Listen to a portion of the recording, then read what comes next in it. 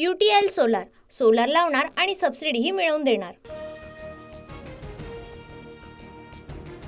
आनंदाश्रमात नोटा उधळल्याचा video Kedar दिघेंकडून tweet. ज्या दिघे साहेबांना आपण देव मानतो त्यांच्या फोटोसमोर असं होणं दुर्दैवी, केदार दिघेंची शिंदे गटावर टीका। दिघे साहेब प्रत्येक ढोल ताशा पथकांना बक्षीस म्हणून पैसे द्यायचे, पण ज्या पद्धतीनं पदाधिकाऱ्यांनी पैसे दिले ती पद्धत चुकीची। खासदार नरेश मस्केंची प्रतिक्रिया, तर पदाधिकाऱ्यावर कारवाई केल्याचीही माहिती।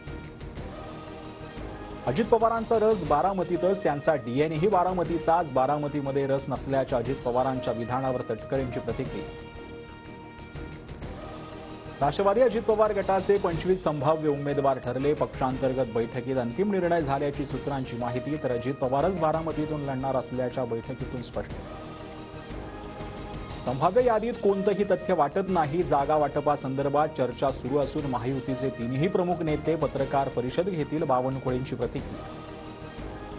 शिवसेनेचीही 25 उमेदवारांची यादी जवळपास फायनल। मुख्यमंत्री शिंदे 1 ते 2 दिवसात यादी जाहीर करतील असा अंदाज, गुलाबराव पाटलांची माहिती। मविया आणि घटक पक्ष मिळून आम्ही किमान 170 ते 175 जागा जिंकू। शिंदे, फडणवीस, अजित पवार ही खासगीत मवियाबाबत हाच आकडा देतील, संजय राऊतांचा दावा।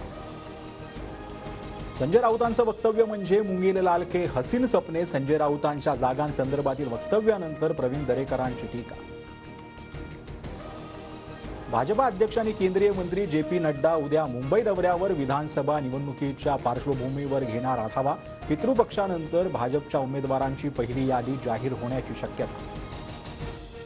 जालन्यात मराठा आंदोलकांचा रावसाहेब दानवेंना घेराव। दानवेंना निवेदन देताना मराठा आंदोलकांची जोरदार घोषणाबाजी।